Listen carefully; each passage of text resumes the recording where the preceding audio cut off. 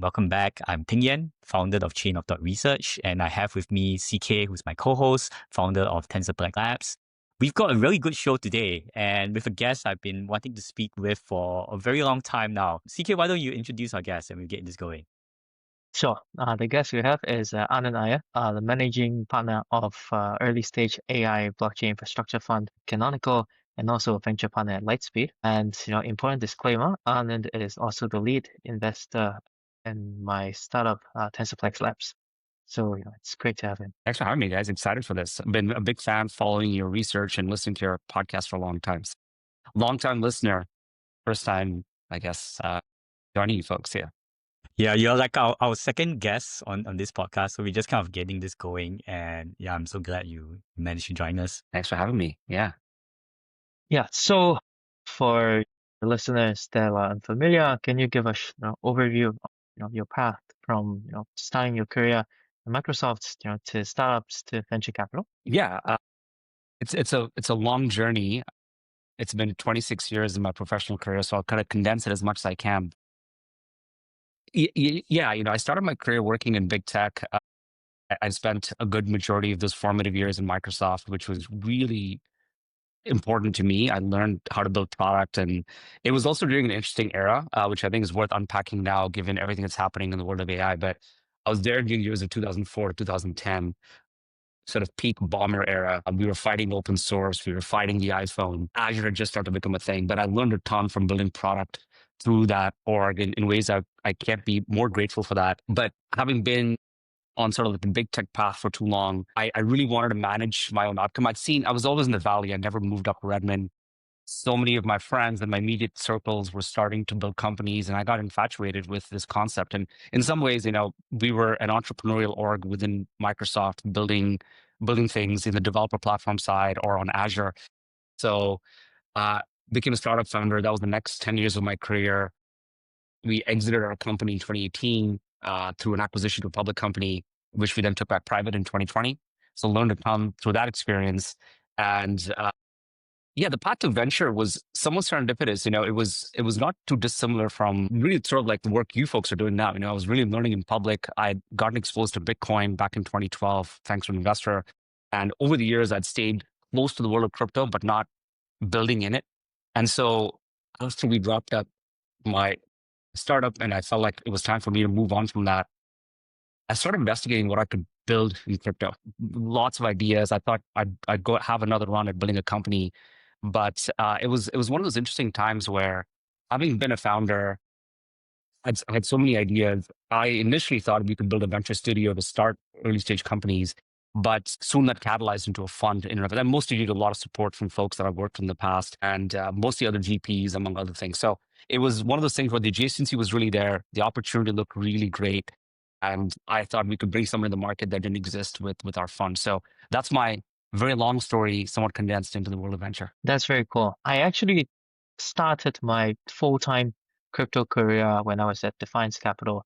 I did both That's right. venture and liquid investing, and I thought at that time, because of how much time I spent being a user of crypto projects, I would be a pretty good VC. But in retrospect, I barely know anything about what it takes to actually run a business at that time. As a builder, as an entrepreneur, interacting with you, I think I pretty much can feel how having that entrepreneur experience yourself helps with giving just better advice in general. And I mean it, by the way, despite sounds like lip service. I'm Yeah, curious. So appreciate what are the traits that you think is needed or expected from genuinely good VCs from average or even part-time ones? Yeah. And you were alluding to this, right? Which to me, the rubric is actually quite simple. If you're seeking funding, to me, the fork is partner with someone who's been a career investor, partner with someone who's been a career operator, right? Like those are, and ideally you get someone who's done both. And there's some firms who are excellent at finding those operators to become VCs.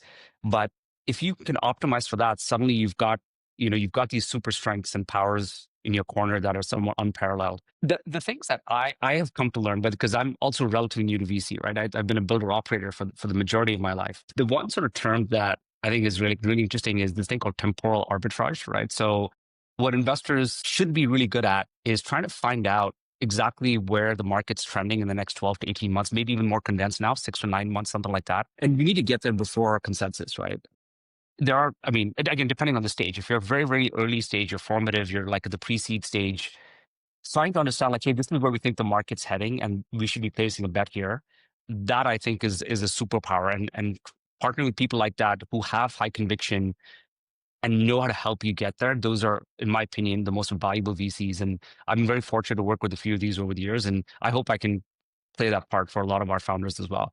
So yeah, let's not chase like current trends or things that are here and now, right? And to me, like, for example, if you look back at over the last 5 years, folks were really betting on stable coins rather than infrastructure play. You're doing really well right now, right? Whereas right now, stable coins are everywhere, right? Like if you're building a fintech company, you have to use stables, right? Whereas 5 years ago, that was more contrarian and it was hard to figure out that we'd ever get to this point. So yeah, that's like one nuanced example. But yeah, temporal arbitrage, that's the trick, I think, to being a good VC. I see. I think one of the things you mentioned just now as well is how timeline has been compressed nowadays because of AI.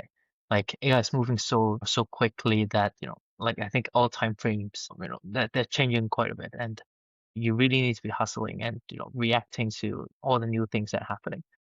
I'm curious. So in one of our regular calls, between us, I think you mentioned that teams just need to behave very differently now in AI era, not just being faster, I guess.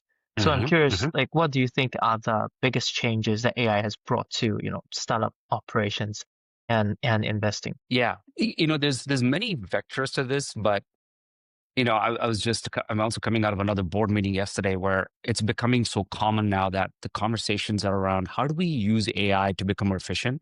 How do we use it to cut costs? What are we not doing yet, right? Like that's a question. Actually, it's 2 consecutive weeks of fairly large companies that have asked the same question, and everyone wants to understand what these best practices are to really optimize usage of AI, right? So things are moving really quickly, right? Like we saw these series, you folks have been in the thick of this for a long time, right? Like maybe at the beginning of the year, it felt very obvious that if you are a really good developer, and I want to use these like 10x developer, these sorts of cliches, but these tools can really supercharge you, right? Like if you're a really good developer, knowing how to use these tools to accelerate the work that you do, I think that's a superpower in and of itself. If you're a great, to me, like especially maybe about a year ago, it was so obvious that many of these tools that existed to build product will accelerate product managers' behavior, right? Because I've been a PM for a long time, even as a CEO, I was acting as a PM. For me to be able to quickly prototype something, show it to our development team, and then for them to take it from that point, it's still a zero, but from 0 to 1 is pretty huge. And so it's really supercharged the ability to build things and move very fast. Obviously, with that comes like there's some baggage that can come with that at times, so you have to know how to manage it. I'm seeing, especially in larger orgs, right? It's starting to infiltrate like various facets of like whether it's HR, it's legal, it's obviously everyone's using these tools and productivity is going up. So, but yeah, there is every team that I talk to today too. I feel like there's this point in time where your product starts to become very important and interesting, and it's important to capitalize on that right now. And I feel like the timing is really great, right? Just to zoom out. AI is inflecting so heavily. The tools are there. The tailwinds are incredible in crypto and in AI. I feel like this is a gift that most founders would only crave to have, right? Imagine where we were a few years ago. And so I feel like this is just a momentous opportunity for all of us to capitalize on, and to make the most of it is sort of our duty, I think, in some ways. So that's how I think about it. But yeah, it is really impacting every part of the org. I think it seems to me that AI is, I mean, it's clearly very real, but there's still a lot of skepticism, around the how much return you can generate from AI, especially from the, I would say, less not technologically sophisticated investors. Maybe too many people got burned like during the dot-com bubble. So, they're very keen to call tops basically for tech, despite I think it's way more real than before. But the question I'll have is, do you think there is bubble behavior right now when it comes to AI investing? Like, if so, where is the bubble? Yeah, definitely a bubble. There's no doubt about it, right? you have to stick to some amount of fundamentals when it comes to investing in venture. It's a simple truth, right? You have to know what's exciting, what's venture scalable, not chase a narrative, not feel that FOMO, know when to walk away, both as a founder as an investor. But I mean, just like basic stats, right? I think we have like 500 AI unicorns now, about 3 trillion in value, right? And it's the question we should ask, like, how many of them really have real revenue? What is the path for profitability? Like all the simple things that we should start asking. And I hope we're not forgetting to ask those questions in the spirit of just starting to do deals, right? Which is really tricky because that can have massive trickle down effects to all the way back to the public markets if we get burnt in this process, right? And I'll also say this as, I think in the last week or so, there have been some conversations that have come up comparing this bubble to like the dot-com bubble, right? And I lived through that, right? When I moved to the Valley, it was 2001. It was the beginning of the crash of the dot-com bubble, right? And of the bursting of that bubble. I don't think there's history, as you say, as we say, it rhymes, doesn't necessarily repeat. So there's some rhyming here, but I don't think it's exactly one-to-one.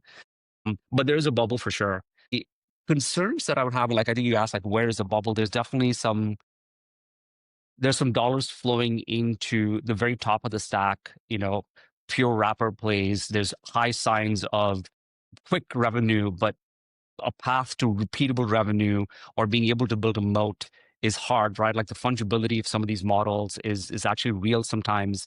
So I think there's some bubble behavior there. And aside from that, these are like obvious things to me. The one apparent thing is that we keep making bets assuming that LLMs will continue to grow the same way they have been, right? So we continue making bets thinking that that's the case, which is we're assuming that training compute will stay scarce, right? We're assuming that LLMs are going to be the pervasive way in which AI is going to get done in the future.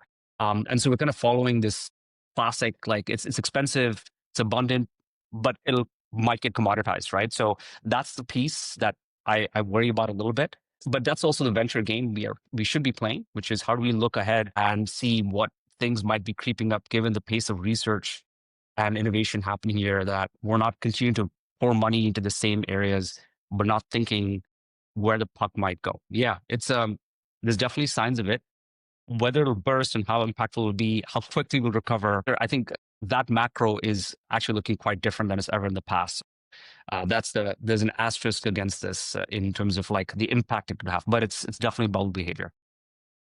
So if I just chime in, like, how do you think about like investing in this kind of environment where it's very messy, it's very chaotic? Do you try to pick the winners in each category and make sure that you have a stake in them? Is it just very difficult, and then you have to place a couple of bets, and then you kind of see where it kind of goes and which ones of them actually turns out to be the winner in the end? Like, I'm curious, what kind of mental model do you use in this very dynamic sort of environment?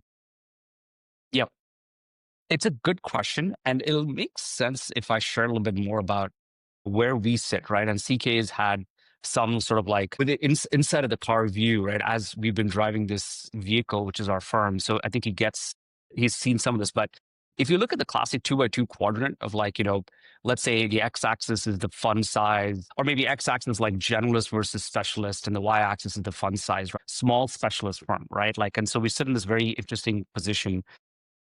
And if you just look at that, that's important. Right? I have to look at that every day, because if you look at that bucket, then there's some opportunities that just don't fall in that bucket, right? Like we're not going to be chasing growth deals. We're not chasing tokens, and so it looks very interesting by just focusing on that. But that also means that the second bullet point here is that we are looking at pre-seed, seed stage deals. It's very, very early. It's a lot more art than it is science, right? So when you ask like, hey, are we thinking about trying to find a category winner or place a couple of bets here? It's not really about the category. It's actually about the founders for me. That's paramount. It's knowing that I spent a lot of time with our founders trying to get to know them. There's a team we invested in just a couple of months ago. I've known this team for almost a year, right? We'd spent a lot of time getting to know one another, and we hadn't committed investing in them. But the timing just felt right. After having spent almost a year with them, seeing how they operate, they got to learn about me. And finally, we moved forward. Now, that's a very long time frame. That's not normal. But this team was also not ready to fundraise, right? They were not in fundraising mode. In fact, it was a preemptive motion from my side after this whole year of quote unquote dating to be like, we should really do this. Like, you folks should take some capital. And it was like me convincing them that, let's formalize this relationship, right? Yeah. So it's a slightly different motion. And I like that piece a lot because I want to support the teams in being a true, and again, I'm not a founder. I'm not there every single day, but how can I lend my expertise to help them grow from, it's not even a 0 to 1, it's a -1 to 0, right? So, but yeah, long way of saying that there's a list of about like 12 to 15 different ideas that are percolating at any given point in time for where we want to place our bets. Usually, if we find a team that's looking or researching this area, that gets very exciting. We'll spend a lot of time with them, getting to know them, and then we'll do the dance and see if it makes sense to invest. But getting to know the founders is actually even more paramount. And there's simple, subtle things that I've learned over the years that really work for us and work for them. And and I've also made mistakes, by the way, that I've learned from in terms of what doesn't work. But to me, the team makeup and dynamic is paramount. And there's numerous examples of our portfolio like this where it was not just a kind of quote unquote shotgun wedding. It was more of like, hey, we really need to get to know one another before we decide to do this in the long haul. And that's something that I've also couched with our investors, our LPs, that like, we're not a quick flip shop. There's going to be a lot of pain and suffering that comes with the first formative years of the company's, operations. But at the end of the day, the reward's going to be pretty huge. So, yeah, it's more traditional VC in that sense. Although we operate in crypto and blockchains infrastructure, like it still looks more like traditional VC in that sense. So you mentioned, when it comes to building a company, the first years are very hard. A question I have is, what do you think are some common mistakes that you see founders, not just AI Yeah. or crypto, but in general, you see founders Yeah. make in the first year? Yeah, there's a great article that Paul Graham had written, and he should get all the credit for this, but he calls this, like, I don't know if you folks have read, it's the default dead or default alive. And if you haven't, you should go read it. But this is a mistake that invariably, it's not a mistake. It's something that as you start to get into the motion, that founders get they forget, right? Like, what is the mission? What are we trying to do? Are we a revenue driving business, or what is our North Star, and how should we measure our own success? And are we default dead, or are we staying alive, right? And if you don't ask that question, because you can get really infatuated with what's happening in the market. And just to, another sub bullet there, another YC partner had written about this thing called, there's some peaks and troughs when it comes to company building. You kind of go through these waves. You build your company, you announce, the PR announcement goes out, everything looks great. You're on this high, and then you kind of have this trough you kind of fall into where you're like, now what, right? Like, I'm not growing, or other things are happening. We're having some friction with some folks in the team, etc. So, but knowing what to expect and using your advisory base around you to really support you is like really key. And I've warned, even our startup founders, right, when they first get started, the monthly investor cadence is like very strong for the first 6 months. And then you hit your classic roadblocks and the investor updates drop off. And it's because sometimes because the founder ego is too strong, where you're like, I can't share bad news. I shouldn't share bad news, right? Mm-hmm. There's no such thing. Or there's inertia and like, I got to do this thing. And those are situations where it becomes really hard to work with teams like this. So these are some classic things that I've seen, and the pattern is almost systematic, right? Like, I've seen it happen way too many times. But if you mentally calibrate to the fact that, like, hey, I'm actually default dead. Like, this is not like, we have this runway, and if we don't take off by the time we're at the end of this runway, then we're going to crash and burn. And operating with that, and I'll credit Dan Romero for this from Farcaster. Every one of his investor updates used to start with the fact that we are default dead. Like, we're not there yet. And then the rest of it just followed from that, because you were setting precedent that, like, we haven't really hit that escape velocity yet, right? So that's the gist of it. So that's one pattern. Overhiring. I think Sam Altman talks about this too. Like, you tend to overhire maybe because you feel like, hey, we've got capital, we should go do this. It's rarely about that in the first year. It's really about finding the right people, not the number, right? That's really key. Keith Rabois has talked about this as well. Sometimes you're hiring for the person, not for the role, but just find the right people around you who can go do stuff, which is really key. So I'd say set the default dead expectation, keep a common keeping the common communication cadence, or dropping off of this. It's less about making mistakes, but what you should be doing, and chasing the North Star, iterating quickly, finding what's not working, fixing those gaps. These are some things that I think are traditional things that will really support and help you. But Yeah, I made these mistakes too. I've actually lived through this. Like everything I'm saying, I've made these mistakes. We went into a hole. I was like an ostrich, stuck my head under the sand, didn't come out, didn't talk to a lot of people. Ego was too strong. But the minute I realized I was making these mistakes is when, and there were some investors who were really great at helping us through this too. So those things were paramount in helping us turn the corner, really. Yeah, many of the things you mentioned, reminds me of, mistakes I've made Yeah, at some point, or yeah, maybe mistakes I'm still making. I hope I'm not. One of the things that I'm really reminded by what you mentioned just now is when it comes to hiring people for startups, the type of people you look for is very different from the type of people in like big companies or just corporates. I don't know how to explain the mentality, but if people go to work, just assuming I just need to be there and, just to get some stuff done and, and just call it a day, it's very hard, yeah. for a startup to survive if you're full of people like this. So yeah, hiring is a very hard part, Yeah, of those running a first few startup. hires, yeah, you're looking for people who are going to really do anything, like they're truly a part of the founding team, right? So, Yeah, um, I mean, my favorite story is that we'd hired we'd hired this person who was incredible, and he was supposed to fill a very specific role, right, which is to work on our mobile apps, right, Stephen. And by the time he left, he was our CTO. Like when we got acquired, that's how quickly he rose. This is just some subtle things along the way, but I remember once, very, very early on in our company's life cycle, we were moving offices from one to the other. But he was that guy who kind of showed up. He showed up with his partner like very early in the morning to help us just like pack up our stuff, put into boxes, and him and his fiance at the time were helping us move from one office to another, right? And I remember thinking to myself, like, I think he's always going to be there. Like I can call him in no matter what. I mean, he's that co-founder, that person where like one day he's fixing a bug, the next day he's helping us like order lunch or like he's helping us clean up. But that's just the role of the early founding team, right? You just have to do whatever is needed at that point in time. But these are my memories too, like where I look back and go, today Steve and I are still good friends. We talk a lot, but those relationships, those bonds, it's easy to work with people like this when you feel like you're all rolling in the same direction. This doesn't mean you don't disagree. There's healthy disagreements all the time, but these are the kind of people you want to be in the trenches with. totally. Again, it takes time to figure out who are the right people. Yeah, Once you get the right people, you get a lot of flexibility because whatever you do, or if you pivot, these people would still be around and they'll figure out their role, regardless. correct. Yeah. Let's shift a little bit to to talk a little bit of crypto, given I know you probably have one of the best views of the intersection of AI and Web3. So I'm curious, how do you currently view the intersection? I remember very early on, in early 2023-ish, when crypto people realized AI is huge, they all decided they would just invest in whatever AI related, in crypto, Hmm. because crypto always outperforms, right?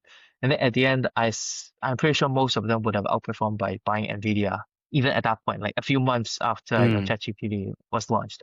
So I'm curious, like, how do you currently view the space? What is real? What is less real? What excites you the most? Yeah.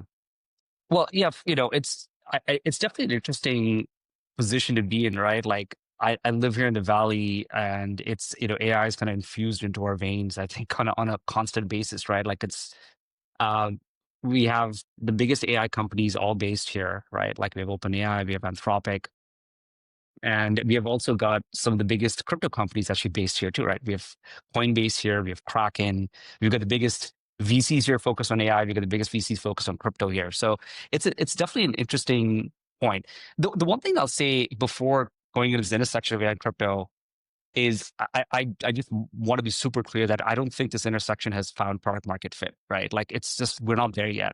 I invest in the space heavily, and I look at opportunities on a day-to-day basis. I'll be the first to tell you that we have not hit PMF, and we should be clear about that. And anyone who says otherwise, either they're living in some form of the future that I'm not, or like we can't see yet, or they're just fooling themselves, right? That's just the gist of it. So today we're not there. But to me, I also have a strong intuition and hunch that we will get there, right? Like this makes a lot of sense. And then I guess what I'm, instead of answering your question with directly CK, I'm just setting the backdrop on my own mental framework and why this is exciting for me, because that's important, right? Because it is easy to get on Twitter and just be like, hey, there's a bunch of fluff here, or there's not a bunch of fluff here, but what are your first principles? Like, what motivates you to look at the space? And for me, it doesn't hit, by the way, again, I go back to my 2x2, right? We're an early stage fund focused on, sort of frontier, and interesting technologies, right? And so this does hit that rubric very, very well. And if we place the right bets, as you were saying, Tang, like it could be, I do think in bets, but when we place bets on the right people, they could have venture style outcomes, right? So that's all this rubric kind of fits in. Now, although we don't have product market fit yet, does not mean we will not. And then you asked me earlier about like some of the things that have informed my thought process in terms of how I work with founders. But I remember this one Mark Andreessen quote, which is beautiful. And I think I repeat it maybe at least once or twice a day, which is, and I'm paraphrasing, this is not exactly what he said, but he said something along as the best founders will sort of, they'll will their perception into reality, right? They're actually building in markets that don't exist yet. And they're all out there convincing you that this is the thing. This is where we should be placing our bets. It's where I want to spend my time. This is the future that I want all of you to come live in with me. And those are like the most interesting bets to make as a venture capitalist, but also the best and most unique founders to work with, the best ones you can learn from, et cetera. So to me, we're in this sort of like early phase of proving that this intersection has some sort of viability, right? And there's this S curve in my thesis that I've drawn out, which they're all kind of built on top of each other, but we proved that we can build scalable blockchains. We built that we can have these decentralized marketplaces for compute. And now we're moving upstack a little bit more to prove that we can do things like, we could truly do things like decentralized training, or like what Jensen is doing. Rituals working on truly proving that inference can be done through smart contracts, through these decentralized applications. And then the next curve of this is a reality where, we have, the market is not just about the 7 billion humans, but it's about trillions of agents that are living on chain and leveraging every facet of what blockchains have to offer, right? So that's sort of where we are in the progression. And if you look at that, then suddenly you can it's easy to figure out where you think something might be fluff or noisy and where something could be real, right? I'll zoom out for a second, but when I first met the Virtuals team, they were pitching, and this had happened right after I'd gone to the OpenAI Dev Day.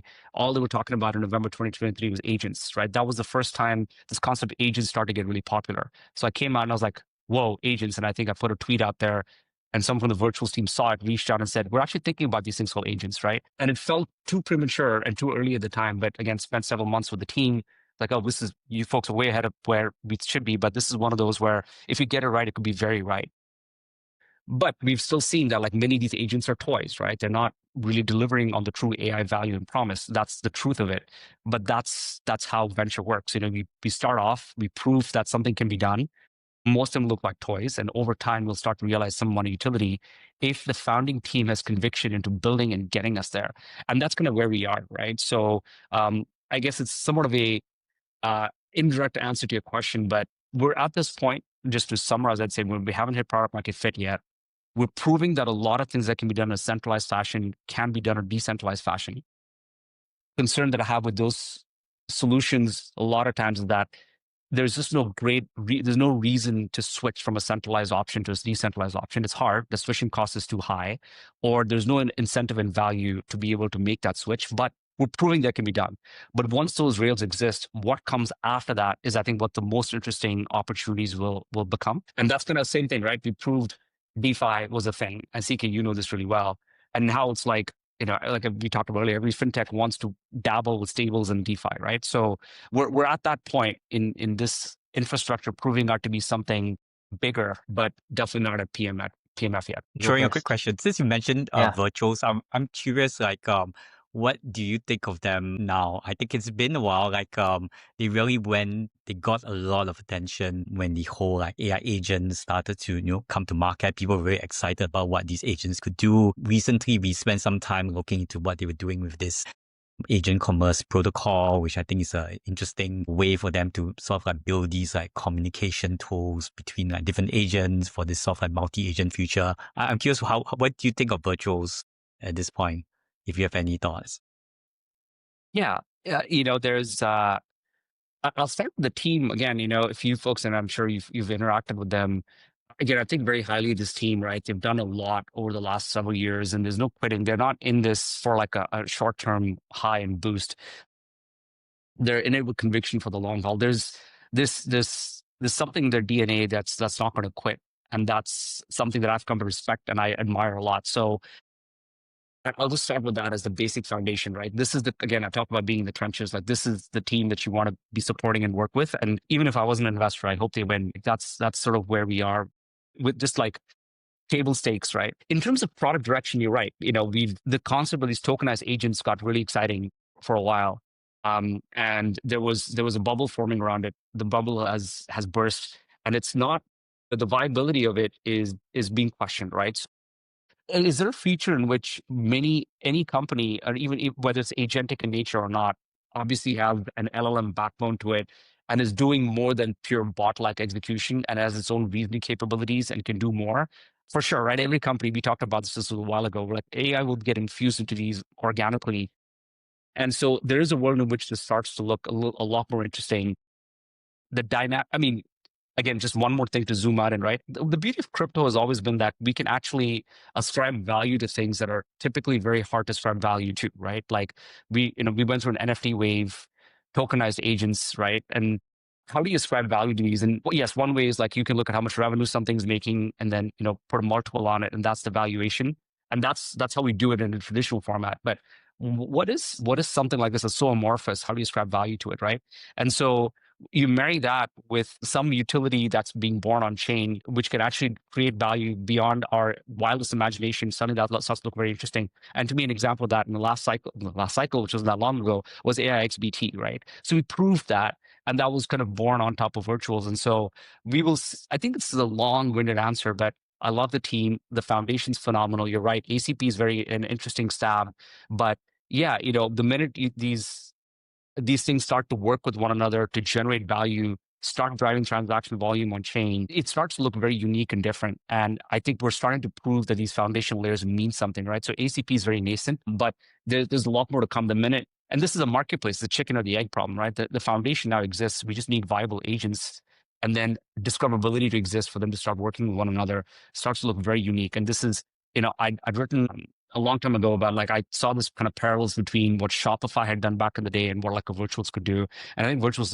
it is following that playbook. We're going through a lull right now to find quality agents that do really interesting things. And to me, I think the big question is, like, does tokenization of these agents really matter? And if they don't, that's not what's important. It's that they start to transact and drive value. And at some point they can tokenize, right? It could be like a true like IPO like moment using the platform. But for that, when that happens, Virtuals is ready because they've got the eyeballs and they've got the liquidity to support you through their user base to actually turn the corner, raise more capital, or ascribe value to your agent. So I wouldn't bet against this team. Very nice. So in your earlier answer regarding Web3 and AI, finding PMF, I very much agree that we should focus on, I think, things that are uniquely solvable by Web3, or instead of just forcing it. And it seems to me potential ways Web3 AI can become very useful, maybe in things like sourcing more compute if compute remains a bottleneck, or proving provenance or safeguarding privacy of users. I'm curious, like, what do you think are the most important things that Web3 could bring to AI, which may lead to some big successes in Web3 AI intersection? Yeah.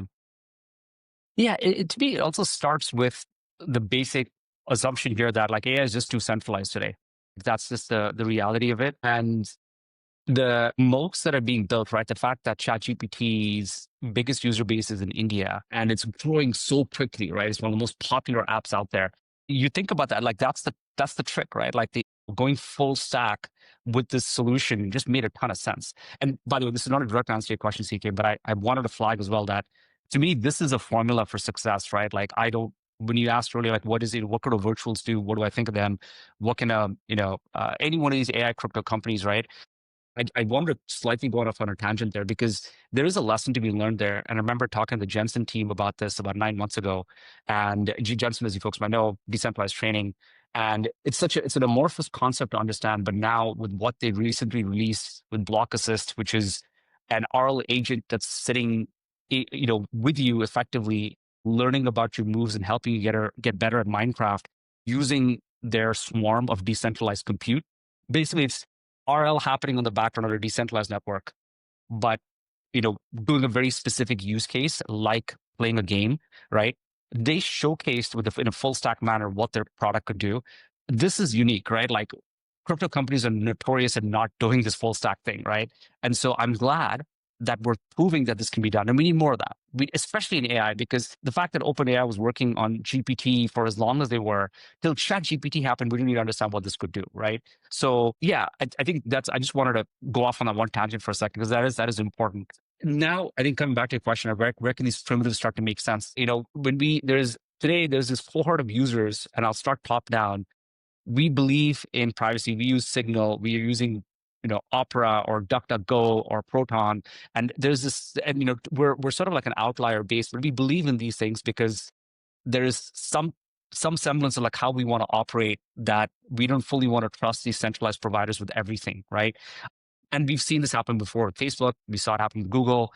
Leakage of user data, the use of this data can have like disastrous consequences, right? So that's the backdrop. So maybe just to land the plane, right? Which is just stating the obvious, which is we're working on fully open source and open weights models using decentralized primitives, right? There's great companies doing that today. Prime Intellect, News, Jensen focus on RL specifically.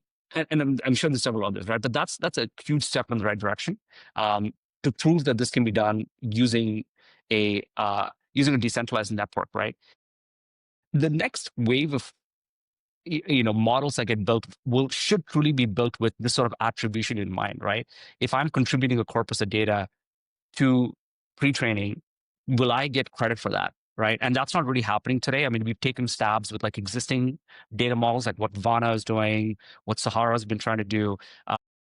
I think these are all kind of stab in the right direction, but we still don't see that full life cycle happen yet. But I hope that'll happen in the next wave, where we have models, whether it's language models or not, that get created with these kind of primitives as first principles, because that's something that is possible today that wasn't possible a few years ago, right? So yeah, to quickly echo what you're saying, I would say the core primitives around security, around provenance, auditability, traceability, attribution, and true cells of self-sovereignty, I think these start to coming together with these primitives will be the most ideal form of AI that we can use, right? And I'd say, again, credit to Ilya from Near, who's been actually like parading this narrative for a long time, but I truly think this is feasible in the cycle now. However, we still need to find that ChatGPT moment, right? We need to find that inflection point which will make this all usable, and suddenly we realize, like, hey, that's the thing that's going to cause this. And it's not going to come from the fact that the next AI researcher is going to leave from one lab to go to another. Like, that's not the catalyst. The catalyst is going to be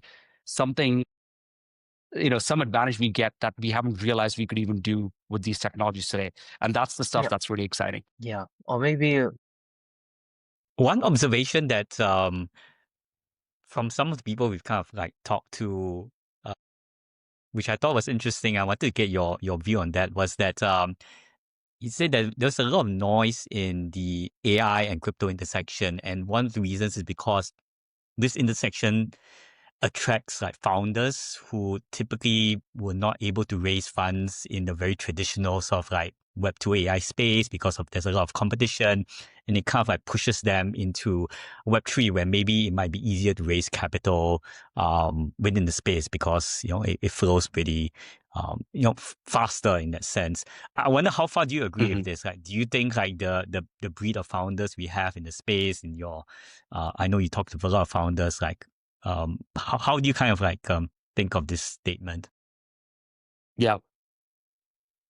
Hey, let's see. I couldn't name many companies, and maybe because they're not on my radar, so I'll caveat by saying that, where the product wasn't venture backable, period, and suddenly they come into crypto and suddenly it looks venture backable. Like that's a very binary thing. Like I haven't seen that to be the case yet.